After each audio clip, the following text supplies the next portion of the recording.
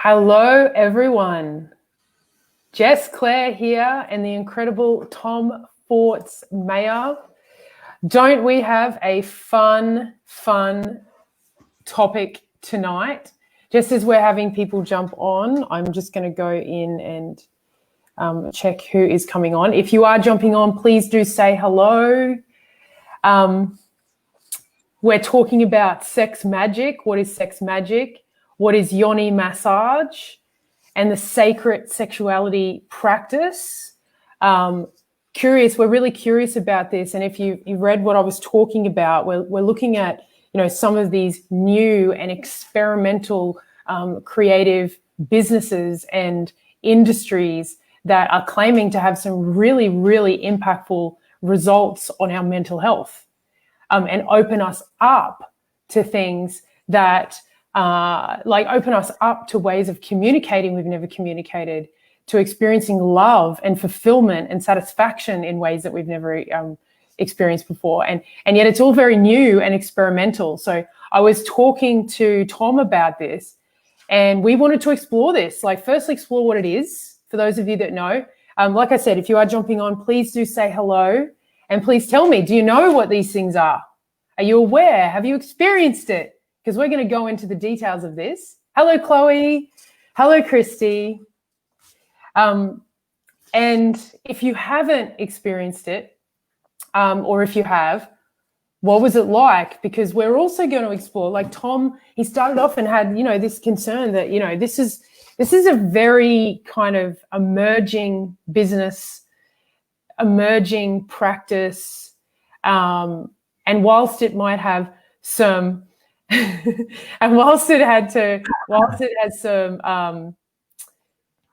claims to have some great benefits, and I've got some personal stories of people that have done it. I'm not, hang on, how's this not on? This isn't on. Is my sound good? Is my sound good? Sounds great, yeah. Okay, good. All right, well, my mic isn't even on. Anyway, it claims to have some, I'm worried because we could turn this into a podcast. Now I have to do this. It's got some great benefits, but why don't you go on while I fix my mic? What do you want to say about that? Yeah. Sure. So thank you. So I first of all want to start off by saying there are some amazing people in the field of, sexology and body somatics and psychosexual healing and therapy who are incredible practitioners that I have enormous respect for. And so this topic is massive, and there's wide range of services being offered, from people who are offering sex coaching, which is not hands-on, to people to sexual surrogacy, which is an old model, which we'll talk more about today, and then the model where the facilitator or therapist or guide is being directly sexual with their clients. And I want to start off by saying that I believe the possibilities for healing in the hands-on model are vast, huge. And we're going to talk more about that today. Yeah. But I'm going to explore that. But for me, my kind of interest here is looking at also the risks of transference, the complication around consent, the potential area for re-traumatization.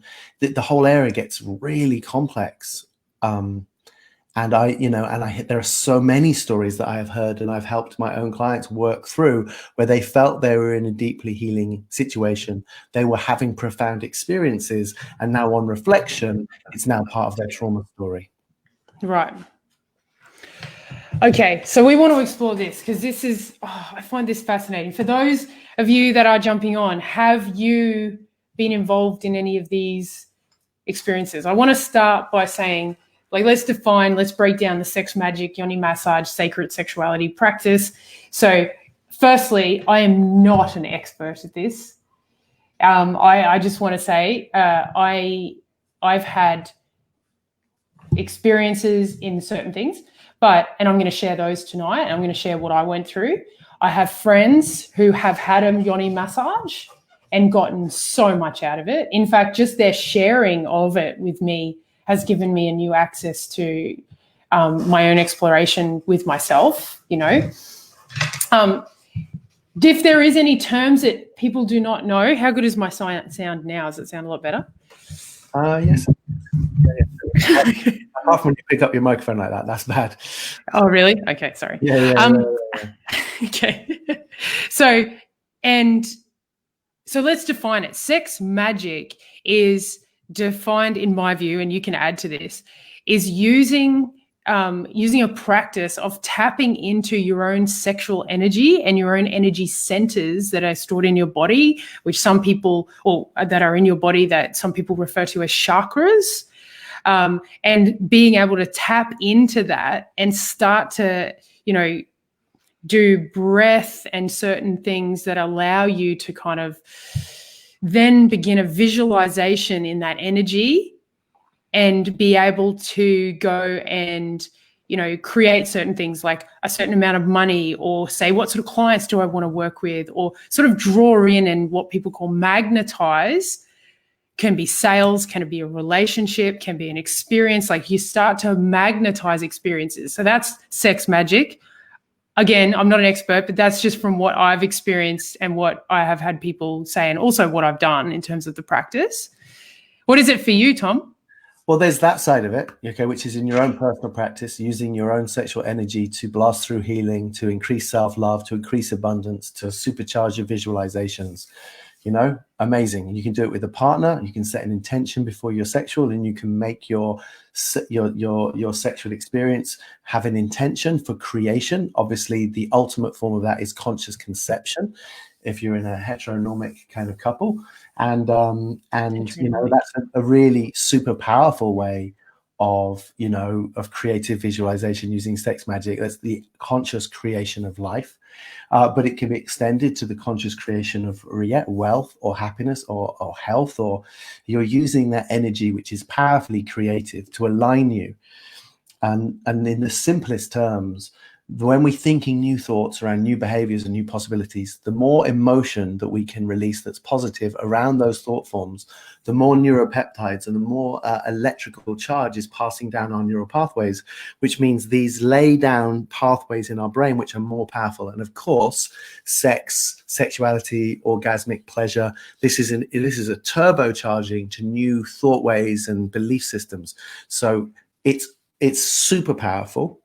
And there is also, at the other end, at the extreme end of sex magic, there is the, ritualized group sex for the same purpose. There was famously, and this is allegedly, the founder of Anusara Yoga, which was the fastest growing school of yoga, which then just got decimated because it came out that the founder was working with his top yoga teachers, and he had a coven, and they had these massive creative prayer-based visualization sex orgies for the purpose of sending Anusara Yoga out across the world. Judging by their success, it was working, but there were lots of people that felt that doing that with your staff is not cool. Well, this is the interesting thing, right? So here they were with the intention of sending this out into the earth and into the world. Because they believed in it.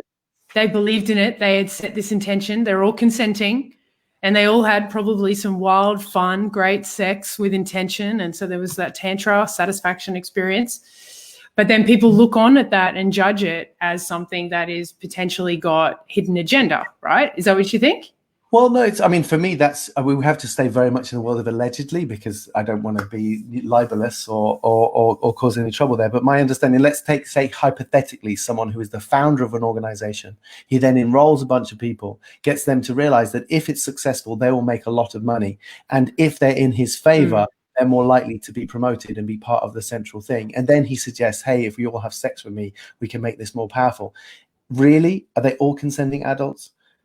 Why it's not okay for bosses to have sex with their employees, because consent is blurred. There's a power hierarchy there. And this is exactly why it gets difficult when the facilitator or the therapist or the yoga teacher or anyone in a position of teachership is sexual with their clients or their devotees, because that person is not going to be able to be consenting in ways that are completely conscious.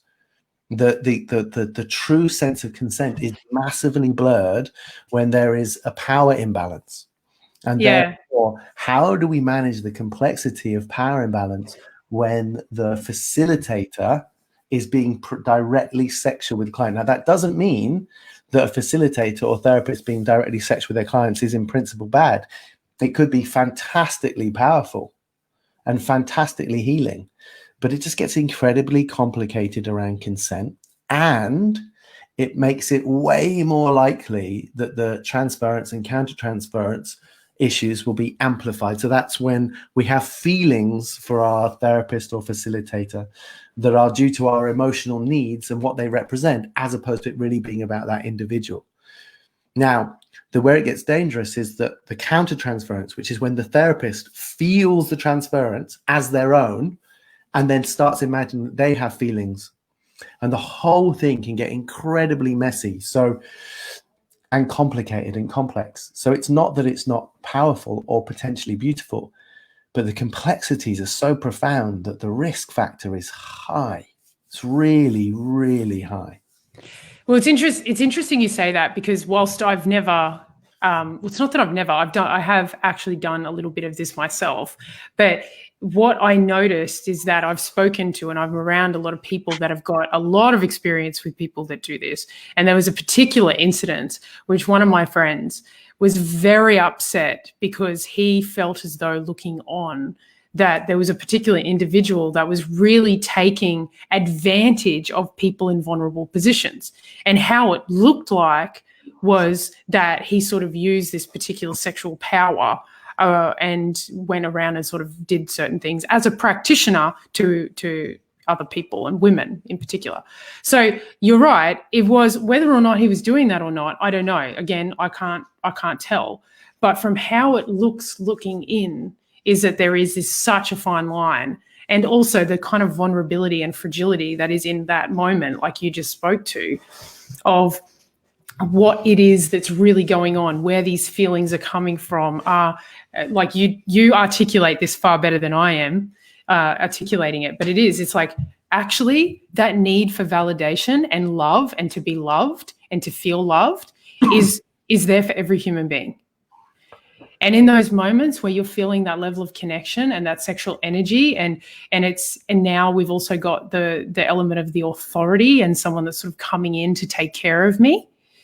This is very, as you put before we jumped on here, this seems like a very experimental phase of life we're going through in terms of some of these therapies and practices. Yeah, I mean, let's be clear. This kind of the priestess Daikini like gateway. There's evidence to the tantric model has been around since medieval times. Some of the druidic practices in Britain. This idea that the feminine can be a gateway to the divine through cosmic sex, that can bring the leaden masculine to the lofty heights of a spiritual connection through cosmic sexuality. Right? Yeah. And having experienced that with my partner, I understand the power of that connection, the sexual connection between between those energies and between two people. It's emerging. It's a union. It's a metaphor and a direct physiological experience of merging with the divine. Right? Of course, it can be healing. Of course, it can be incredibly powerful, and it could totally be transactional, whereby which you want to have a cosmic sexual experience for pleasure or for healing or for both, and you pay someone who's got the skill to be able to facilitate that for you. Right? In principle, there's nothing wrong with that. Right? There's nothing necessarily wrong with that. Yet I have heard so many abuses within those dynamics. I've heard of so many, and it gets so complicated because also once we're aroused, our consent can change, and our body often consents, and we may feel that we are consenting to something in the moment. And there have been so many stories I've heard where there were boundaries discussed, and it was agreed that there'd be no penetrative sex, as in no lingams in yonis, and then, midway through that changed, and that decision was taken by the facilitator, And Okay. and then it seemed all wonderful, and then was a powerful experience. And then afterwards, it's like, yeah, but we agreed we weren't going to do that, you know? Yeah. This is interesting. For those that are listening to this, I'd love to get your comments. We want to make this an interactive experience. What do you think about this? If you haven't experienced, what is this like for you listening to it? Like what concerns does this bring up for you about this? Because this is very new, and we're talking about something sexual, right? Last week we talked about the business world and coaching, and we found that was a bit boring. So we thought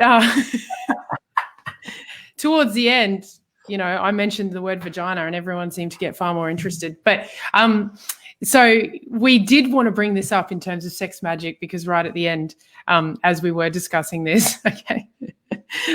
It did seem to be something that is starting to kind of grow and get what would you call it? It's starting to get not popular, but it's starting to get talked about and people have great experiences with. As Jody put here, someone said, I've been waiting for this conversation all week. Ashley Guthrie, been waiting for this conversation all week. Jody Parker, hello, Jody. If I haven't said hello, Gary. Leslie, anyone else that is watching, please do say hello. But as Jody puts here, in terms of sex magic, she was talking about, she put this comment up where she did the practice of sex magic, and she, I know Jody well, and she then goes, boom, 10K. And I've watched her do this a lot. In fact, sometimes it frustrates me because, I work I'm working every day, and I'm like doing all the actions, and she's like the opposite of me, and she's just like chilling and really living her best life. And then she just does a sex magic thing and boom, 10K. Like it really is, Well, it really is the case with her that she's like, this works, why work so hard, Jess, Well, like I said, the sexual energy is profoundly creative, and the more positive feelings we can feel in our body and our mind whilst imagining ourselves deserving of a better life or 10K or a better lover, it's the supercharging of the power up of a visualization, of creative visualization. Sexual energy will lay down more neural pathways of possibility, of hope, of alignment. So in terms of your own personal private practice, adding sexuality to your meditation, to your visualizations, and it doesn't all have to be still, it's like getting yourself turned on and dancing your dreams to life and moving sexual energy through you. And, super powerful. I have absolutely, there's no better way to spend your time on your business or on any area of your life. So for me, it's like engaging with your sexual energy, your life force energy, and bringing that to your spirituality is exactly what Tantra is about. It's exactly what life's about. It's not transcending the body and overcoming the body's desires. It's using our body as a portal for pleasure to supercharge our life. I'm all for that. That's sex magic, right? However, if I go and speak to all of the free mind therapists I've qualified and say, hey, I'd like you all to come and we're going to make free mind go across the world, and if you could all just be, we'll have this beautiful group sex experience to supercharge our power. So free mind is an opportunity for us all to make more money together. It's like, the people's ability to say, some of them may be like, I'm in, up for it, definitely. But if we analyze their consent there, it would get very, very complicated. How many of them want to be in the inner sanctum? How many want to be part of the founding members of something? How many of them, want to be sexual with me anyway because they've projected onto me some ability to connect them to the divine? It's like, it's where the imbalance is. It's when people are so Chloe Doyle asked, if it's transactional, what's the difference between sex magic and attending a brothel? Well, some of the practitioners I know refer to themselves as divine prostitutes, right? Divine prostitutes. So that comes back to context and consent. One of the things I notice, I'm making this up, I guess.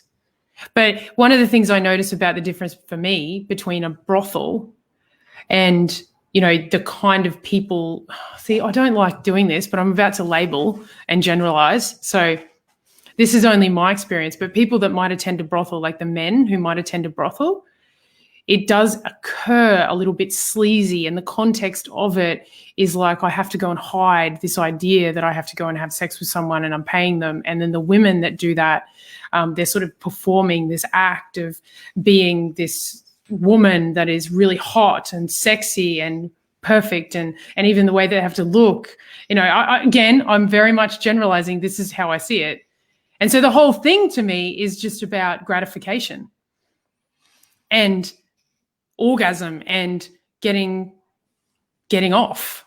Whereas for me, this is my experience of this is all about pleasure and receiving and being able to experience yourself in a way that you've not experienced yourself before, and being able to experience energy that might be more fragile and vulnerable and intimate.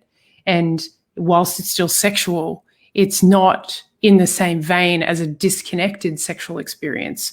It's more where we just want to get to the end and experience an orgasm, like potentially being a prostitute. I'm just saying, I've never actually had a prostitute. I'm telling you my story about it. Whereas this to me is really about connecting to a level of self, and I call a fragile, vulnerable level of self that brings out, like you said, of divinity, like more of a part of me that I really want to see about who I am. I think that can be true. And I think it can also be the fact that, I mean, if you look at most of the kind of tantric massage in the world, it's female daikinis giving men a 2-hour massage and giving them a very happy ending, right? That's probably 80% of the tantric massage that happens in the world right now, right? Which is basically, a transactional sexual experience. It's just a more cosmic one, right? With these other elements, but in terms of it's about experiencing deep pleasure and in it, there being slightly more time, right? You could argue the difference between that if you go into a brothel that you can't be really certain that those women are at choice, whereas the daikinis and the tantric practitioners that I have encountered are very much at choice. They seem to be really, as practitioners, they seem to be deeply consenting. Yeah. I think it would be worth spending a little moment contrasting the hands-on, so the therapist is being sexual with their clients model, with the sexological body worker, right? And contrasting that with the model, which was much more popular in the 70s, which is sexual surrogacy, which still exists. And that's a different model of sexual therapy. So I'd like to share that just as a juxtaposition, right? So sexual surrogacy, the terms vary slightly, but essentially you have your therapist, right? So let's say I'm the therapist, you're my client, right? And by talking about it, you say to me, well, actually, I've always struggled a bit with intimacy. I've often, had been pissed when I have sex, and I feel actually a bit awkward, and true right? story. Okay, fine. So that's fine. I'm fine. Yeah, that's true. What would you say, therapist? So then I'm your therapist. I'm like, okay, well, it seems to me that you've got some, some awkwardness and some challenges in intimacy.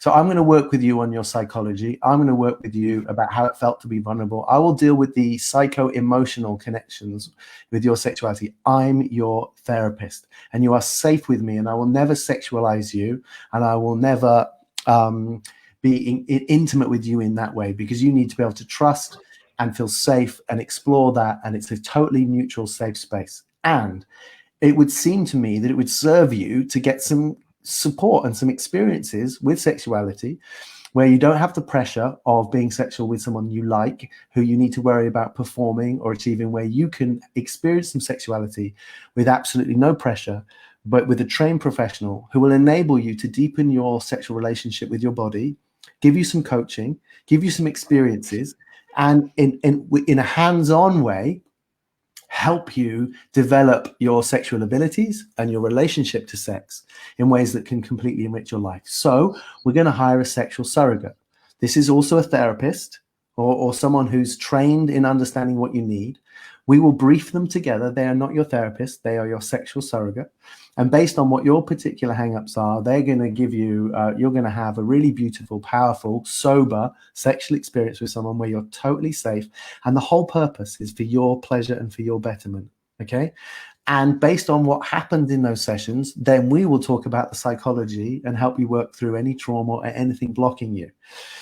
those sessions are limited to 6 sessions with that sexual surrogate. You can't work with them for more than 6 times, so that the inevitable transference and counter-transference that will occur when you're being intimate with people in that way is protected and capped.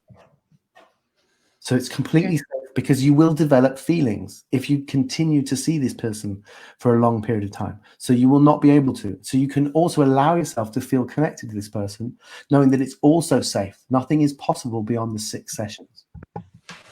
And that's not just to protect you, that's to protect the sexual surrogate, because when they are sexual with you, it's going to be real. It's going to be an authentic sexual experience. It's transactional, but they're doing it because they care and they want to help you.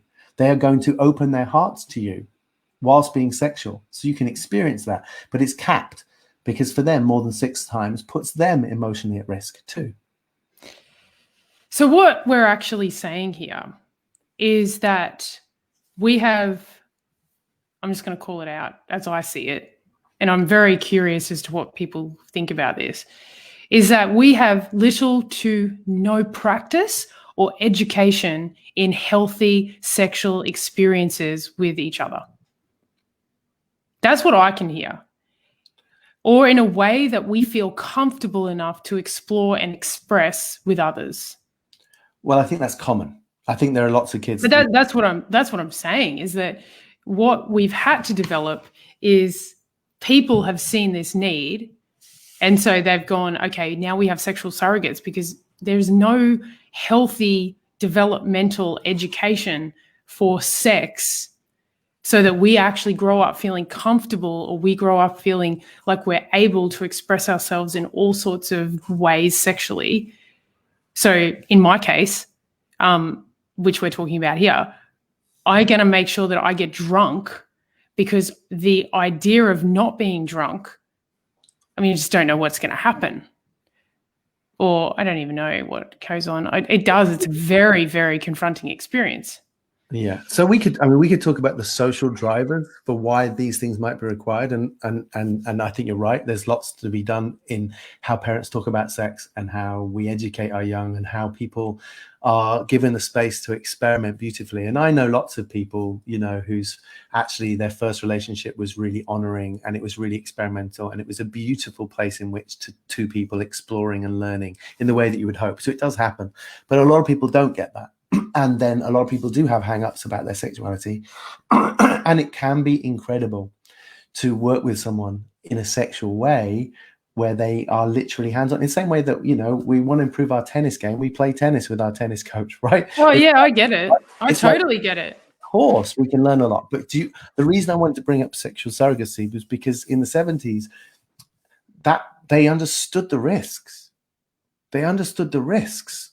Right. Of connection and emotional connection, and the fact that the client-therapist relationship had to remain objective in ways, and the transference is so challenging and rich there anyway, that to add the sexual element is like, wow, it's a lot, right? So of course I see the beautiful healing advantages, but the risks are amplified. So I wanted to share the sexual surrogacy model, because it's like, that shows how much care and attention has been previously put into when it's time for a client to have some hands-on sexual healing, Yeah. I mean, so many of the, again, allegedly, as I understand it, there have been some incredible exposés in the world of new Tantra, and what's, one of the things that commonly happens is if your unwillingness to be sexual with me is as a result of you having hang-ups,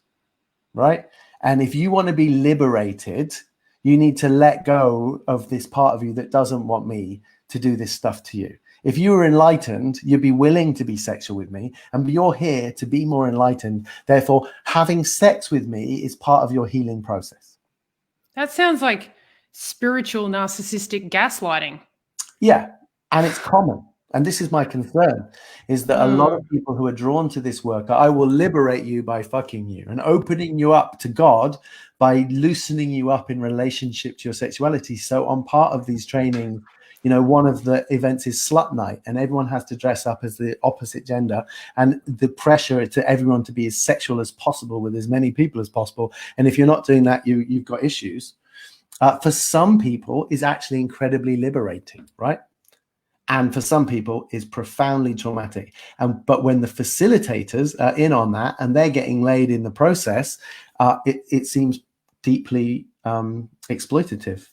And there are lots of people who have been profoundly traumatized. Yeah. People and it's exposed, you know.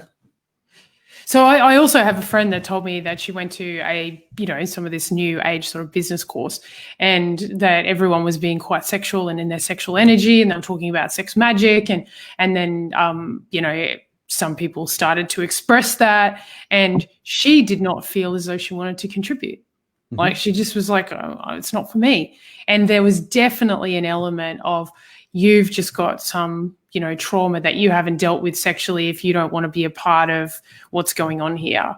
And she sort of walked away from that. Obviously, she was enough to think, this isn't for me. But she did say, that's interesting that there's this kind of new peer pressure around sex magic now, right? And again, I mean, we discussed it at the beginning, is that what I think I'm seeing is that this is fairly new, and people are starting to bring it in. I mean, I'm bringing a little bit of it in my humanity-led business curriculum, not really the sex part. Like, I'm not teaching sex magic in my classes, but what I am teaching is self-pleasure. I wouldn't call it that. I call it connecting to your joy, because coming into a business school, that's quite, core joy. It's like, what we're going to do today is self-pleasure. What the fuck? So your euphemism for masturbation is connecting to your joy. I like it. But it's not masturbation. So, well, it can be, but it doesn't have to be. We're not going to do that in class, that's for sure. But what it is what self-pleasure, how I experienced it, and I was very lucky to have come across this woman called Emma Baker, right? Emma Baker, she does, Emma? Yeah, Emma. So she does somatic work. She's also studied at the Institute of I think it's called New World Intimacy, with Victoria Redbard, who has started a movement around sexual expression, and runs, has basically an institute school on it. And she's like, just being with Victoria has been amazing. So Jody, who's also commenting here, has done some work with Victoria. Look, I dated Jody for a while, and just while she was being trained with Victoria and I was dating her, I experienced some of the incredible intimacy just because I was dating her, right? And that wasn't even anything. It was just conversation and touch. It was it was amazing. So what I then went on to do was go, okay, I'm going to seek out Emma, because I want to just understand what this is. Mm-hmm. And it was so simple. Just give people a sort of a sense of it. It was, firstly, I was sitting in front of her as a facilitator on a Zoom call, because it was COVID. And, all she did was ask me to touch myself in a way that I like to be touched. Mm-hmm. Right? And not sexually, just what are the things that you love someone that you're with doing to you? And it was simple things like touching my face. And just the idea of touching my face like that in a way that I like to be touched was so confronting. Mm. And I remember thinking, why is this so confronting, right? I'm here touching my face, and I was connecting to joy. It was this, but it was more than joy. It was, I started crying. And then I had to confront, why am I so sad? Why am I crying over having my face touched? Hey, Jess Palmer, why am I here touching my face in front of someone, firstly spending half an hour trying to convince her not to make me do it, then only to do it, then I start crying. Something that simple. I was so disconnected from what brings me joy that the idea of confronting what brings me joy made me cry. Yeah. So it doesn't even have to be sexual. We don't even have to get to a point where it's okay, everyone flick your bean. It's flick your bean time in class. No, it's just touch your face. Just connect to the things that bring you joy. Because what I got is that what I got for myself was that we live in a world where experiencing joy is almost shameful. That's what I got for myself. It's like, actually, what's right behind experiencing joy is the real loss and what loss of it.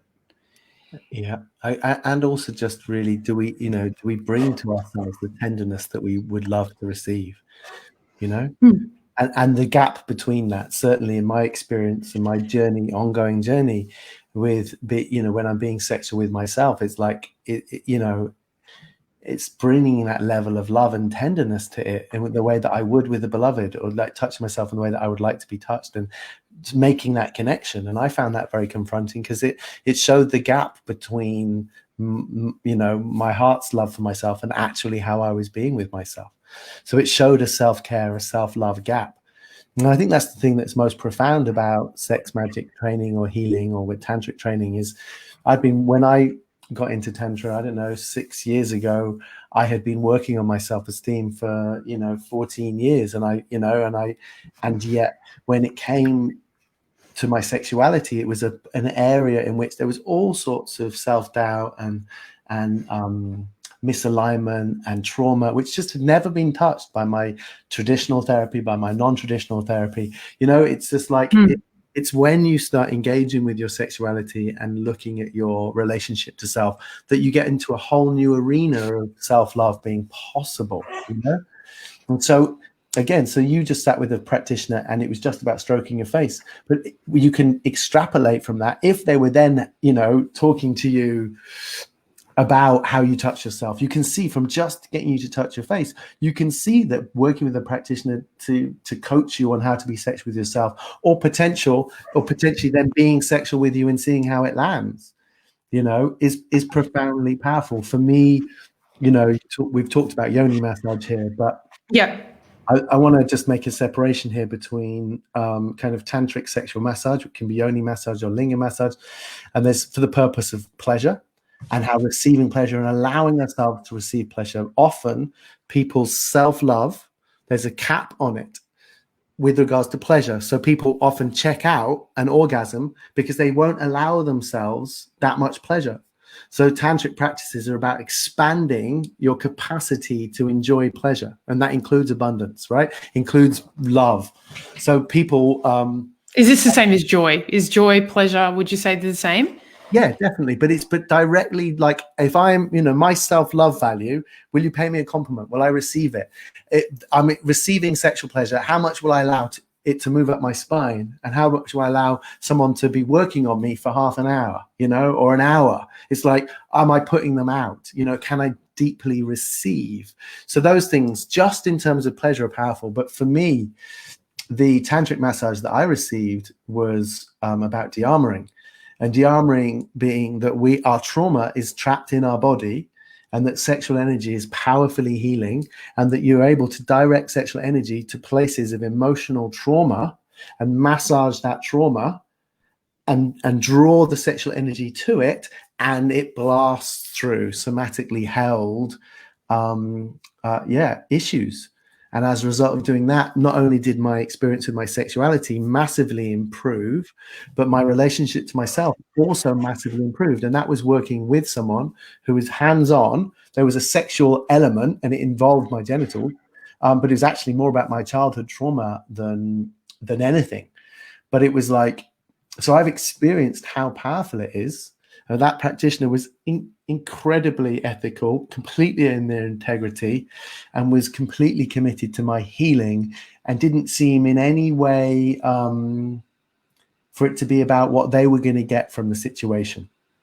It's it's really interesting, because I'm listening to you going, like I told you when we started out, it's kind of a triggering subject for me, because it's like, firstly, I don't feel like I can talk on it, and because I haven't really had much experience with it.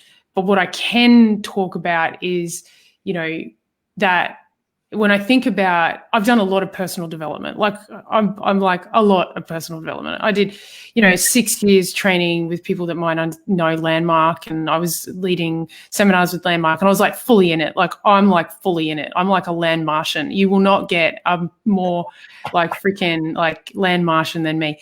I love that work, right? And I still do.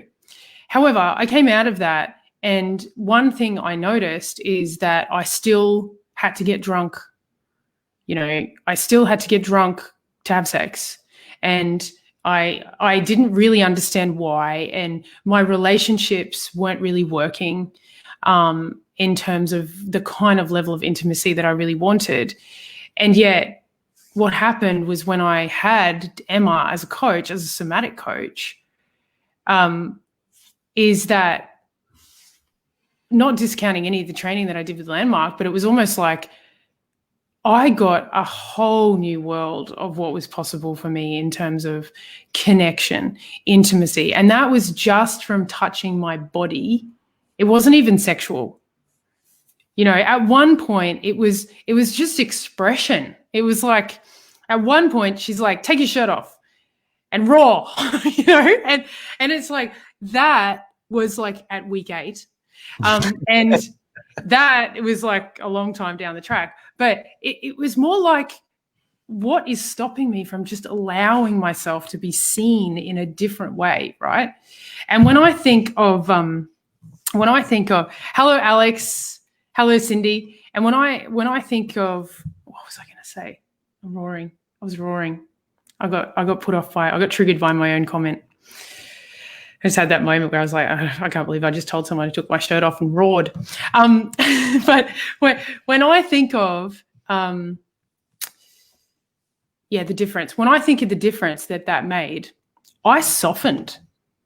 I don't really know what happened. And I don't really understand the difference between the masculine energy and the feminine energy. I've gotten a bit more connected to it recently. Mm-hmm. But something about my drive to have an orgasm, like, I'm just going to be real. I have this like, okay, let's get in there. It's just like everything in life. Let's get in there, do the thing. Here's the strategy. Get the result. Come on, let's do it. Fucking feels great. Orgasms are fucking great. Let's get in there and get one, right? Mm-hmm. And I didn't see that there was a problem with that. Everyone's doing it. Mm-hmm. But I didn't really experience the connection I want. I didn't really experience the intimacy I want. And then I do, a few weeks with Emma where I'm literally just touching my own body, really slowly, and having someone watch it and hold that space. And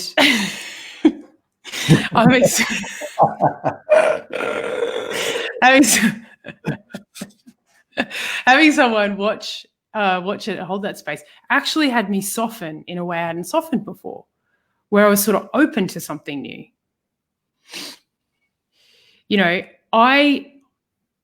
When we're talking about mental health, I literally thought I was never, ever going to have a relationship I really wanted. And that was really painful for me. And so what I want to draw the conclusion here is, in terms of my own mental health that I'm speaking about, it actually became possible for me to have the relationship I wanted simply by doing some of these really simple practices and allowing someone else to, do it, like watch or whatever the practice is. Yeah. I think that is why it's so important, is that particularly around sexuality, and I'm just going to throw this in. I don't have these conversations because I just want to trigger people about sex. Some people think that.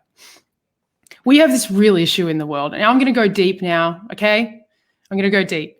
We have an issue in the world with human trafficking, sex trafficking.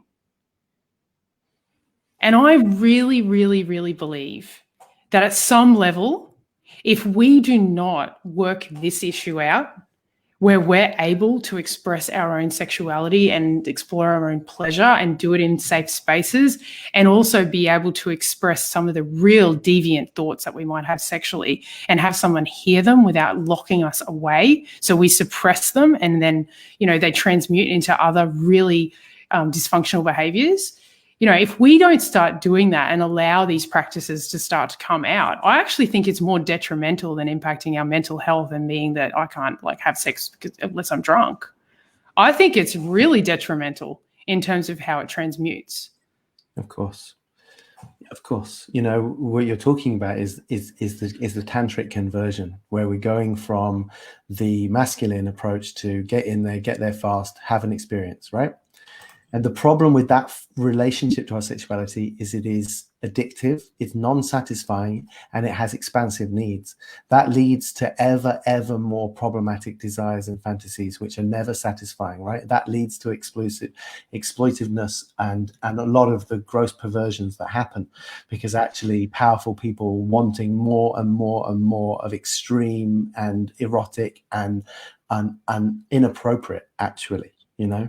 Because it's like more. I want more, right? It's like not enough. More, bigger, smaller, younger. You know, the whole thing. It's just expansive. Get as kinky as I can, because I can't get enough. You know. Yeah, you know, and you know, and it has power and greed and space. Whereas when, you know, this is the difference between sitting down in front of a TV, eating a bucket of strawberries and not really tasting any of them, right?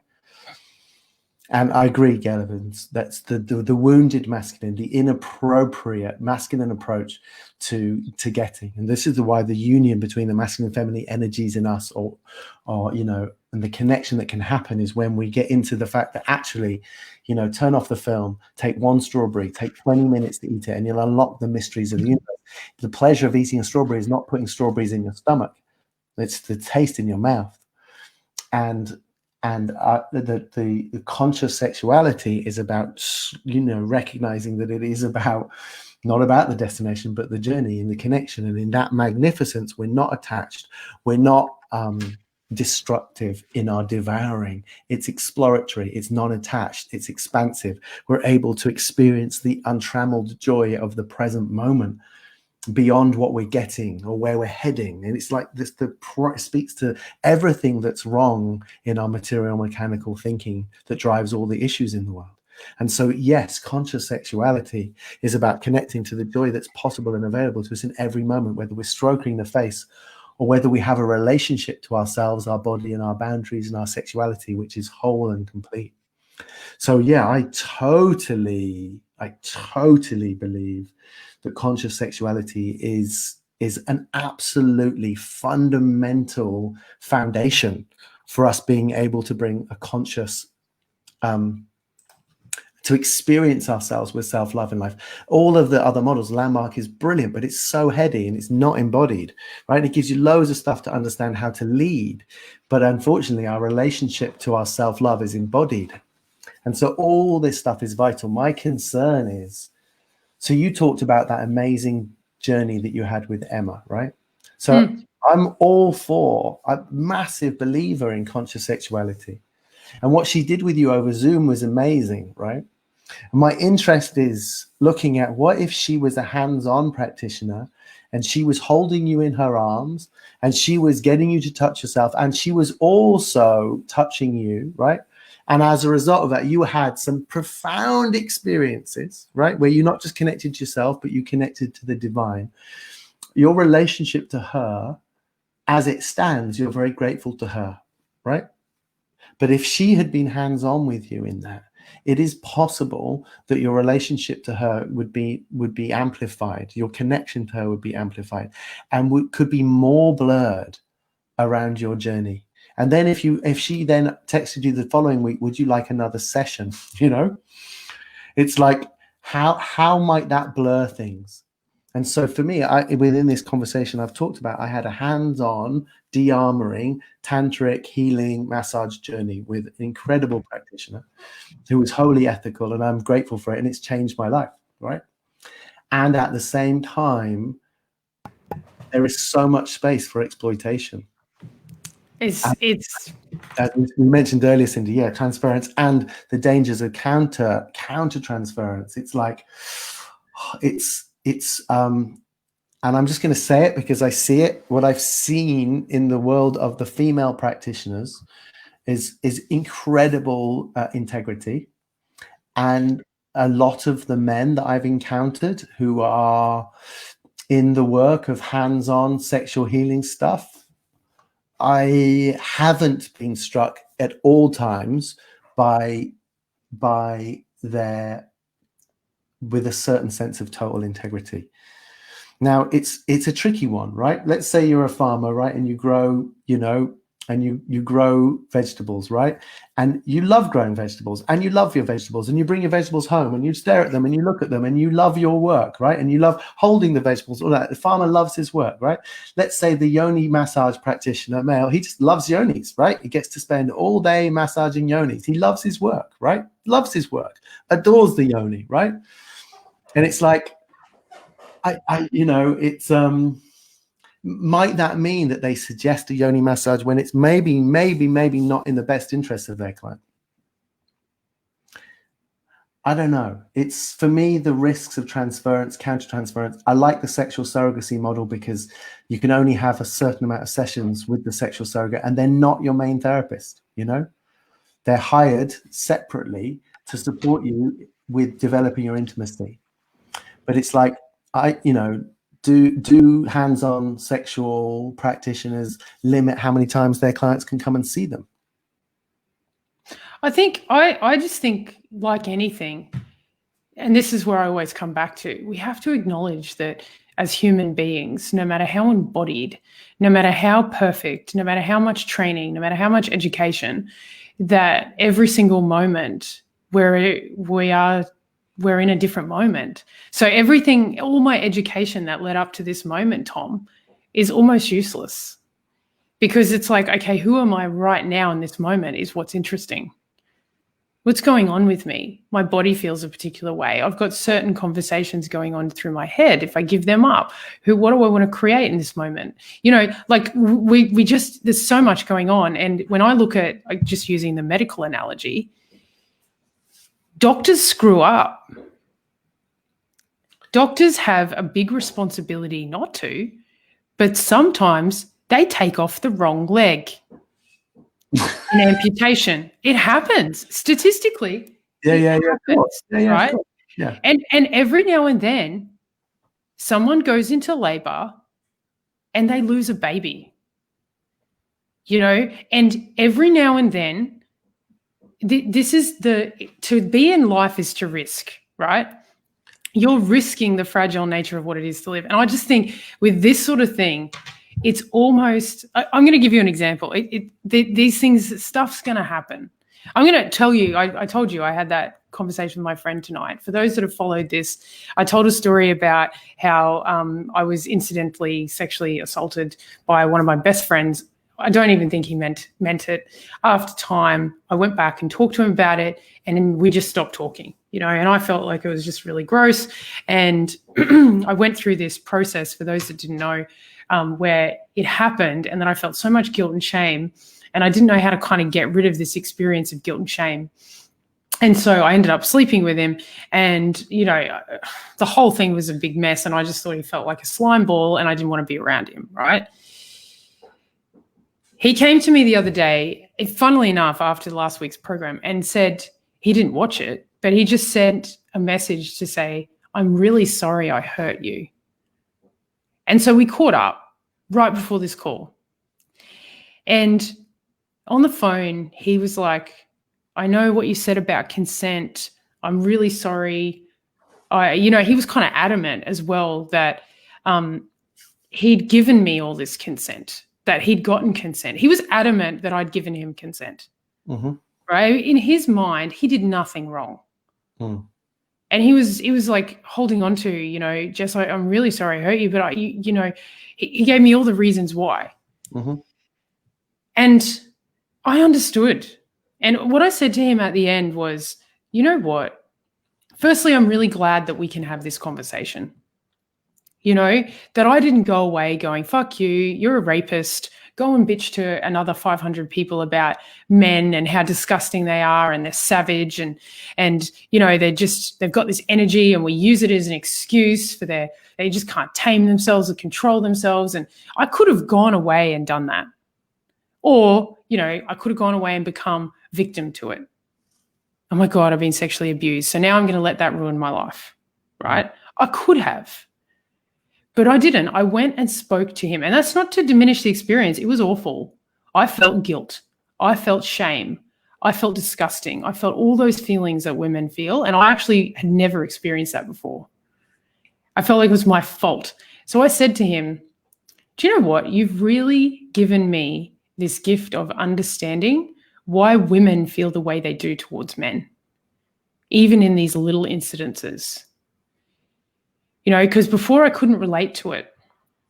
I was sexually abused when I was 5 by a boy, but I freaking loved it. So I never had a problem with it. I was like, this feels amazing. I didn't know what the big fuss was about, really, right? I never had a problem with it. It never caused me grief. I then grew up. When this happened, I shut down for like 2 months. I was like disgusted by men. Men were slimy. I felt like I was abused, assaulted and whatnot. And I said that to him, and I could tell that was hard for him to take. And he heard it, and he understood, and he listened, and he allowed that to happen. And then I said to him, but I really, really get how hard this is for you as a man. And what I could really hear is how confusing it was.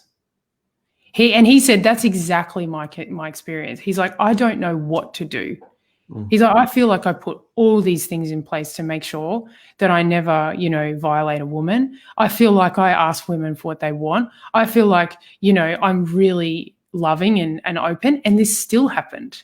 And he was like, I'm confused. Yeah, because he mistakenly thought you were consenting. He wasn't doing the abuse form, which like, I know you're not consenting and I will manipulate or exploit or force, right? He was under the assumption that you were consenting, right? But this is what I'm getting at, Tom, is that and that's what we went away. We had this amazing conversation. We went away saying, despite that he absolutely believed everything he was doing was consenting, I still had a terrible experience.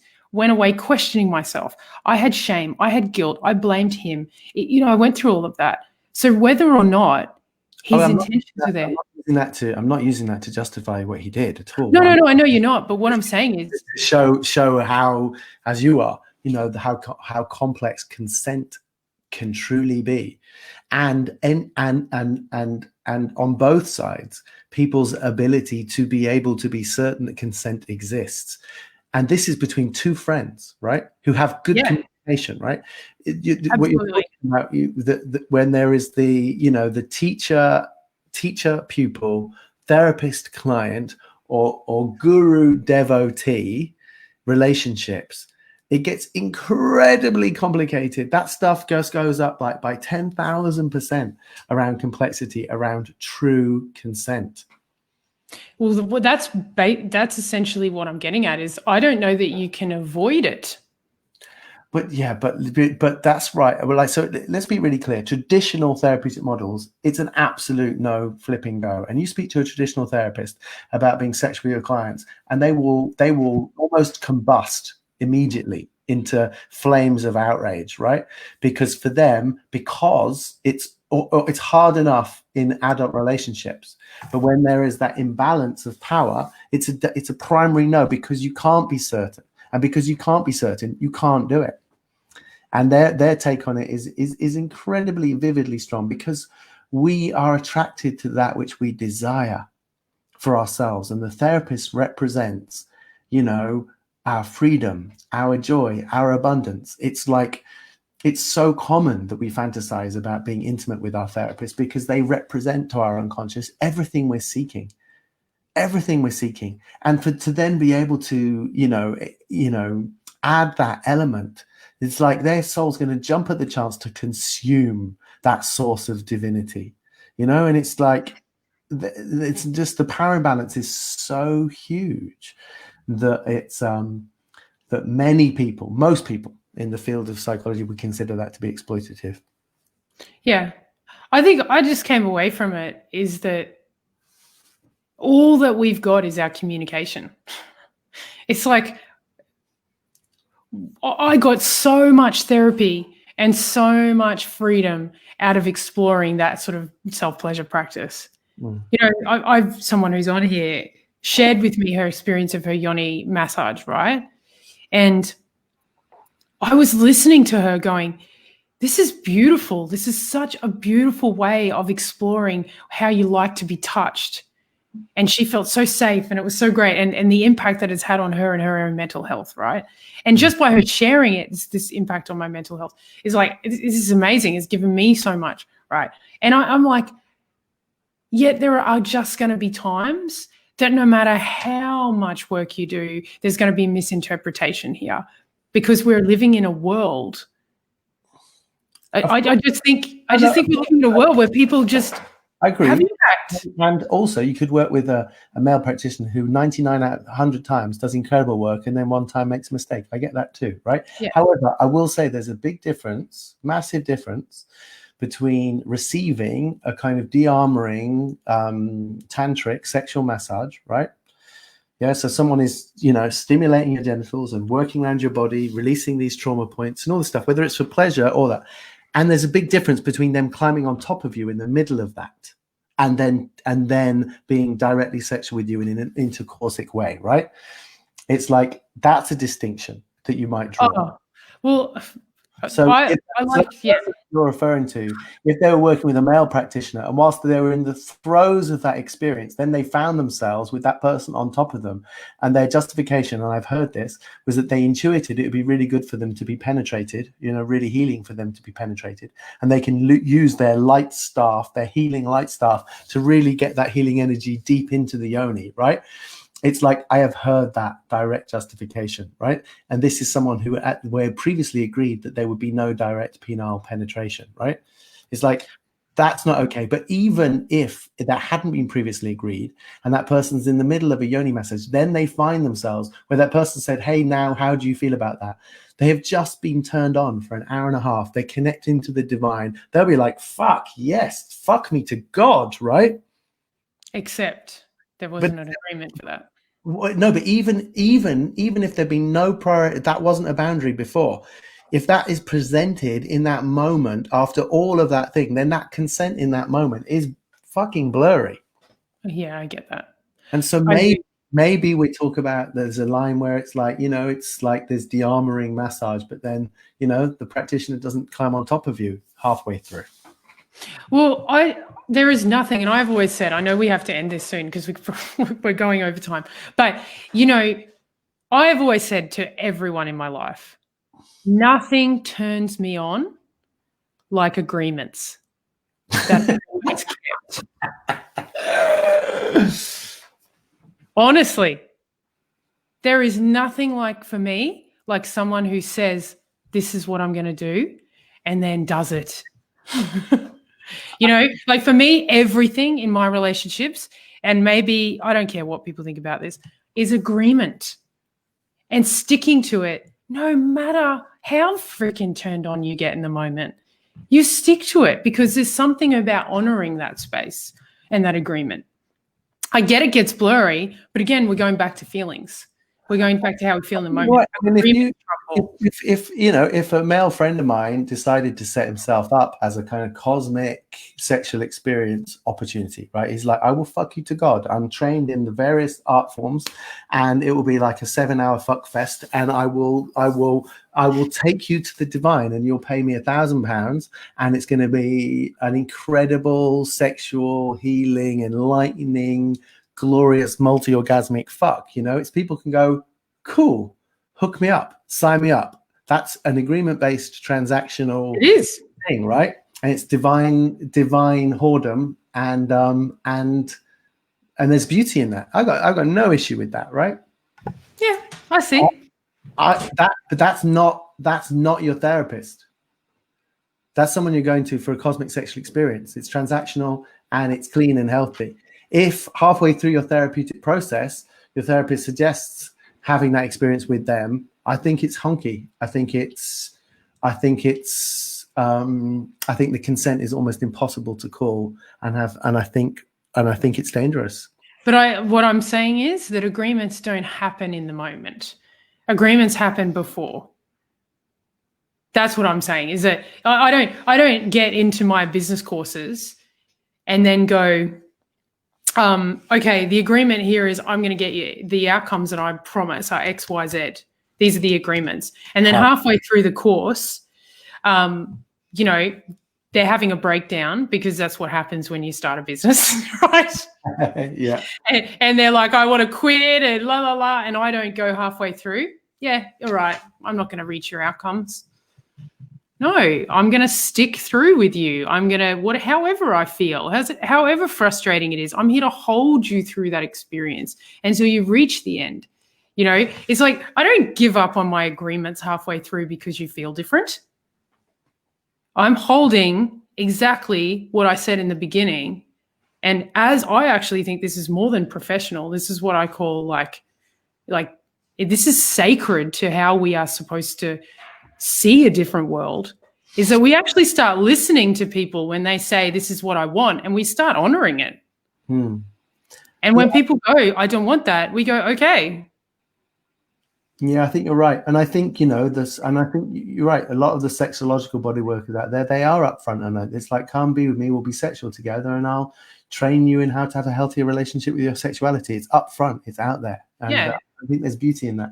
You're right. Agreements upfront. You know, it's not like halfway through a training, you then tell people what it costs, right? It's all agreed beforehand, and people sign up. They know the parameters, they know what they're coming for. You're open and honest about that. Yeah. For me, it's when you're going to learn yoga, and then your yoga teacher hits on you. It's you're going for satsang, and your spiritual teacher over a period of years lets you think that you're more likely to be enlightened if they can fuck you in the ass, right?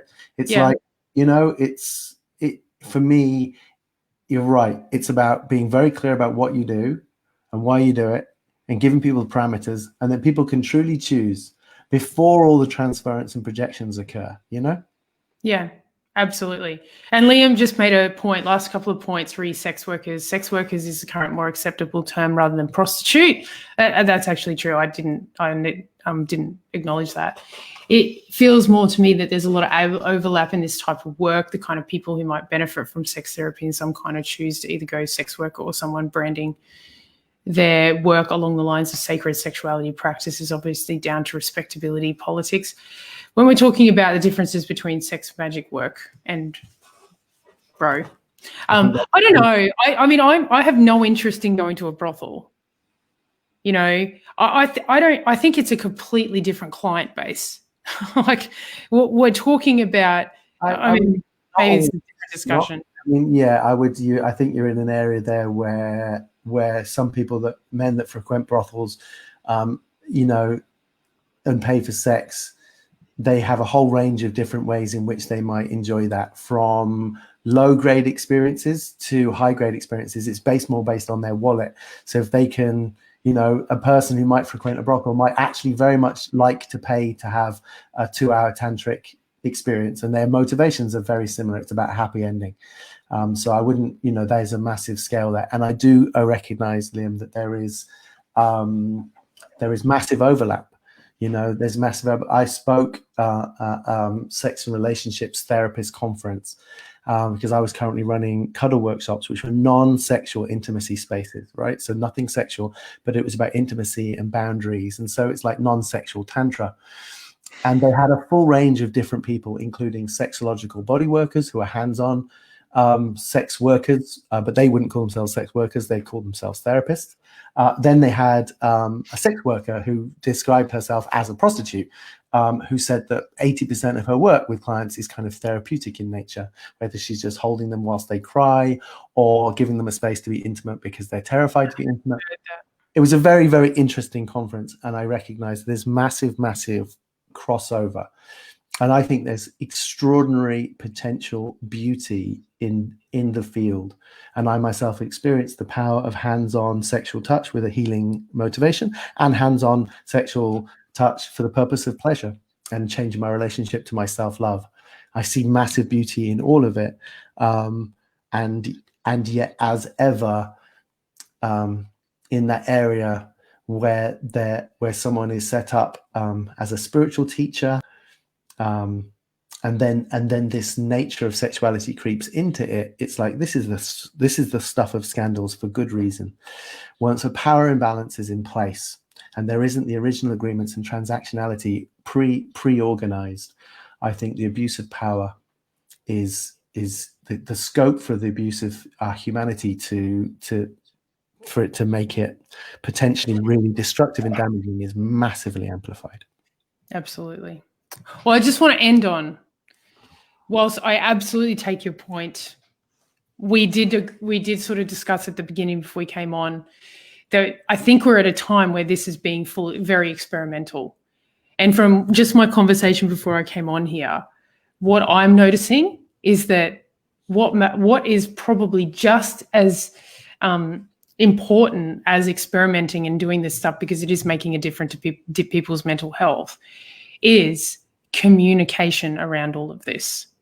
Like the level of communication that you want to hold yourself to account for if you're practicing this stuff with your clients and getting so clear is so important. And not only that, if it doesn't work out and someone does make a complaint, you also want to hold yourself to account to allow that person to experience whatever they experience and hold the space for that person to have that guilt and shame or whatever that may not have worked for them. I really believe it needs that sort of level of communication for it to kind of expand in this area. And that's very difficult because of, as Liam points out, not just respectability politics, but respectability legislation, right? A lot of this is in the hinterland of illegality, and it makes it really difficult to have these really open discussions about services provided, So, and I, well, we're having them. But we're not in the business of selling this stuff, right? Not yet. And what Gail says, and this is the biggest part, is that this is practitioners of healing sexuality, is they're taking their wounds and instead of integrating their own healing, they instead have a wound that are feeding through their sexual coaching practice, feeding from others rather than healing, and that the area for potential damage there is vast. And of course, you're right, Jess. There's risk in everything, right? So what's, arguably, who cares, right? But for me, it's like, it's not that who cares. It's like, what can you do? But for me, it's like, what? There are certain things and certain areas that are so precious because they're so powerful that they warrant more caution, and they warrant more tenderness, and they warrant more delicacy, and they warrant more. It's like it's massively unregulated, right? And just become legal, really.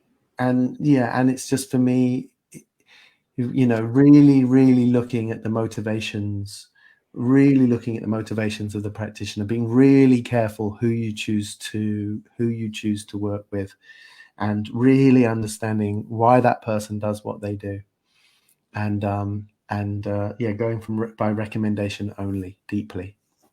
In other words, be ultimately fully sovereign and responsible for who you're handing this kind of service over to. Yeah. And also, this is what I always come back to, people are human. There's no perfection in any service, but I do get when you have a customer or a client that is holding themselves to that level of sovereignty and responsibility, and you have a practitioner holding themselves to that level of sovereignty and responsibility, I think what you do get is a very powerful, intentional experience that's very therapeutic. And agreed. And within that, you experienced with Emma, magical things can happen by them coaching and directing you to be connected to yourself then when you connect to others with certain exercises, which means they never need to be directly sexual with you. So, right? It's like, there's a lot of scope there. I mean, look, I'm only just getting over drinking during sex, babe. So there's some work here to be done. But I'm in year 1 of year 12, okay? So, but yes, I think on that note, we can end this. I think this has been an amazing discussion, though. Thank you, everyone. We had a lot of people watching, not as many comments as usual, but a lot of people actually watching. So I would love your thoughts on this. If you want to reach out to me or Tom personally on this, please do. Thank you so much for being a part of this conversation. It's obviously, like I said, it's a new conversation. So we're opening up and exploring this. So if there's anything we missed, please do let us know. And thank you for being a part of this. And until next week, who knows what we're going to talk about next week. Until next week, have a lovely evening. Yeah. Thanks, guys.